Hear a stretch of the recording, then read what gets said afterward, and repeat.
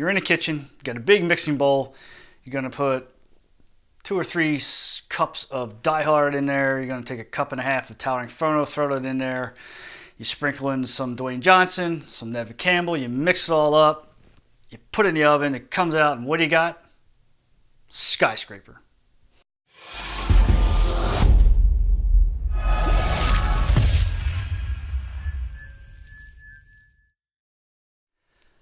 So the premise is Dwayne Johnson, he's a former FBI agent.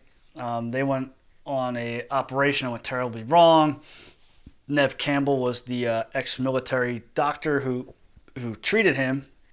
And we fast forward and now they're married with 2 kids. And one of his former FBI buddies says, hey, I got this gig with the most sophisticated, tallest building in the world. And they need someone to come in and go through all the security, local and remotely, and check all the boxes so they can open up the upper residential area and start letting people live in the building. Dwayne Johnson's doing his evaluation.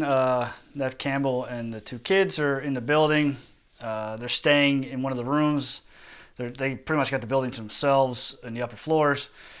And you quickly begin to realize, there's obviously a lot more going on. And there's bad guys in the building. They want to go after something, and Dwayne Johnson's pretty much stuck in the middle. This is a straight-up 90s action movie. It doesn't pretend to be anything else. You kind of got to suspend disbelief a bit because there's a lot of long jumps and big fires and swinging off the side of the building, a la Die Hard. It is pretty standard. The villains are standard. Again, it reminded me of Die Hard a lot. I'd say this is Die Hard light. It doesn't bring anything new. They're generic villains. They take over the building. Now they got access and they control everything. So you kind of know where this is going to go. So if you are looking for a summer action popcorn movie, this could do it. But I'd say it's a slightly above average action movie.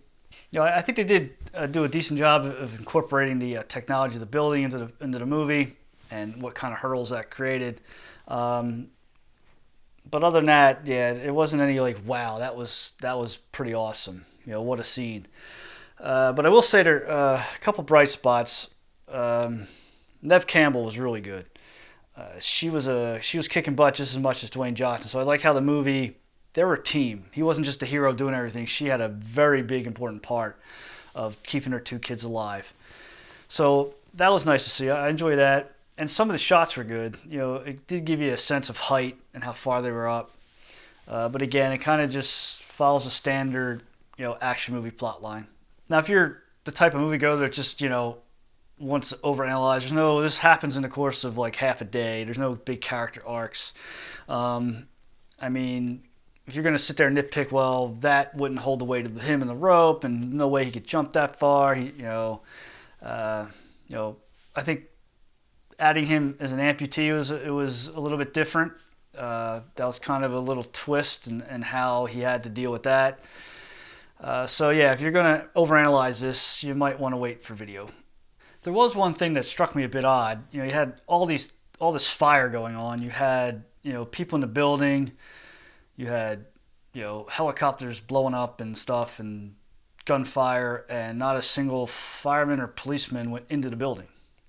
Everyone just watched it on the big screen outside, cheering Dwayne Johnson, swinging from one side of the building to the other. So I thought that was kind of strange. That there's not going to be any kind of response to this thing.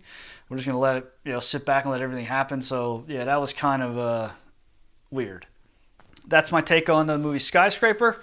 Let me know what you thought about the movie in the comments section. I'd like to know if you guys liked it or not. We're always looking for subscribers. Love to have you join us. So hit the little popcorn logo that's going to come up here in a second. And I'm also going to throw up a link to another video, maybe videos, other movies we've done in 2008, or a playlist that I think you guys might enjoy. So hopefully you'll come along and talk movies with us. And until next time.